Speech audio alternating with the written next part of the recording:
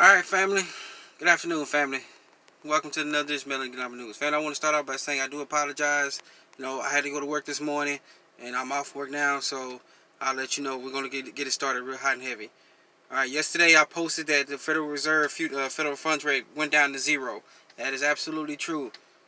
The S&P 500 futures market trading began yesterday. Remember, things start overseas when it's Monday, but here in the States it's overseas.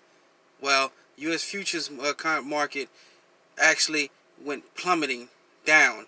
The trading got so bad they had to halt trading. They literally halted trading of S&P futures contracts. All right, because it hit 1,000 points down, and that was 7% what they call the first limit down, and they halted trading so that it wouldn't go any further. All right, right after that is when Jerome Powell popped up, and you start seeing these announcements that started at 5 o'clock in the afternoon on Sunday about how they were going to basically work together, cut rates down to zero, and work with other central banks around the world to keep liquidity in the banking system. All right, but if you really want to know what was going down, you need to go back to Friday, when Jerome Powell, head of the Federal Reserve, U.S. Federal Reserve, which is the U.S. Central Bank, got up there and said that the central banks will ensure liquidity to the markets. That lets you know that they were prepared to do anything and whatever to keep the markets going and keep from a credit freeze happening. They're going to dump whatever amount of cash they got into the markets. All right? Now, as I said earlier, the futures contracts, the U.S. S&P futures market contracts crashed on Sunday night. They had to hold trading. It halted trading so they wouldn't keep the bleeding going. But I paid attention to the markets, the futures markets, for the Dow Jones and the rest of the markets Monday early this morning, and it was all set. Like I said, it happened. It did happen, family. That they would open up at almost 2,000 points down, and right on schedule, it opened right off the bat at literally over 2,000 points down, and went into immediate effect, halted trading for the standard 15 minutes. Family, that's twice in 2 days, on a Sunday and Monday, that they had to halt trading. This is getting epic.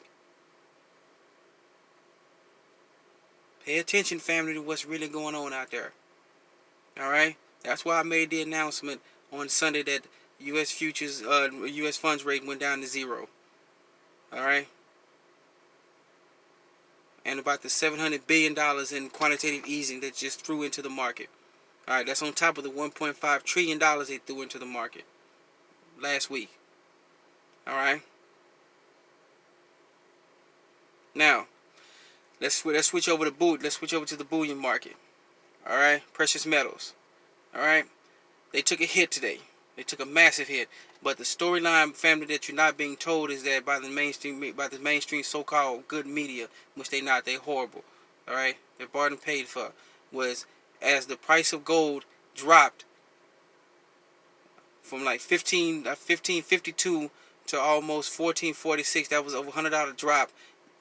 And silver went from, I think, about $15 down, $16 down to $12.79. It is now 401, and the markets have now closed. It's the last I checked, it was just a few seconds ago, it was $12.79 for silver.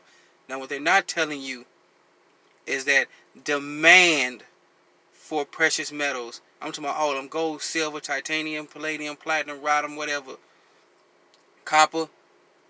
The demand is astronomical, and it is out of this world. It is so bad that you got bullion sellers have all hands on deck. Even the heads, these executive heads, are taking phone orders. Getting reports from all the way from SD Bullion to Johnson to JM Bullion, all over the place. All hands are on deck. They cannot keep up with the demand of especially silver. People know what's coming. People in the know who know what's coming, and they can smell they can see it, they can smell it, and they're getting in the game now. Family, get in the game. It is not too late. But the reports from the precious metals market is that some of them are reporting that they're having to take orders and delaying deliveries for up to 10 to 11 days. They're also in there saying the bullion makers, the mining folks who are now no longer taking orders. Some of them are no longer taking orders around the world because they cannot keep up with the demand.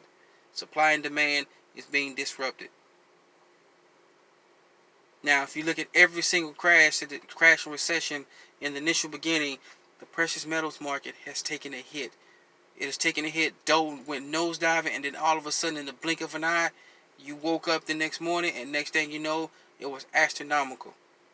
The prices were out of control, out of range, and it was already too late for people to try to get into the market. All right. Now, there are two types of precious metal market. You got the physical market and you got the paper market. The paper market says the price is way down, and then you got the silver, and then you got the physical silver market. It's down right now, but I'm telling you, family, it's going to skyrocket. Just do your history. Go all the way back to every recession, every depression that has happened, and you will see that in the beginning, the physical silver market went down, and all of a sudden, it went skyrocketing up. Then you got the paper market. The paper market is traded on the U.S. COMEX and the London Bullion Exchange, the LBMA. All right. Sooner or later, that paper market is going to have to go away because it is standing in the way for precious metals to skyrocket in dollar terms. All right. Family, get ready. I urge you to get ready. Get in the game now before it is too late.